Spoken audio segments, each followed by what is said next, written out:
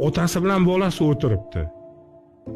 Kichkina qizcha qo'lida 2 yashar qizchada, men kirib ko'ryapman, sovg'a beryapman, gaplashyapman, u bilan bolacha bilan gaplashyapman. Otasi o'tiribdi. Bechoralar o'sha sotadigan narsasini sotib bo'lgan, qiladigan ishini qilib bo'lgan. Shoning 10 kun o'tmayapti. Men otasini ko'ryapman, qiz yo'q.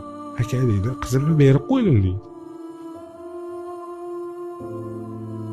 Qanaqa men bu narsani eslash, o'ylash qiyin aka. Men shu uchun yonaman aka.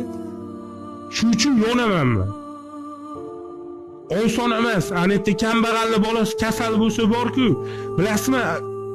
Qaramaydi betiga ko'p joyda. Men ketimda qancha tuhmatlar qilib ko'rishdi, men bular bilan borib urishgandim. Pul bo'lsa, va peshonasidan o'pib qarashadi. Nima bu? Bola-ku. Bolaga bersin, mensi qilsin. O'rtirsin, bersin, davlat o'sha bolalarga bersin. Yosh kattalarga mayli, hech qanaqa problema yo'q. Men meni Allohim guvoh, ishoning, shunaqa momentlar bo'ladi, o'zimda pul qolmay qoladi. Men olib beraman. Olaman, beraman, kelaverishadi, beraman. Lekin ko'p narsani internetga chiqarmayman.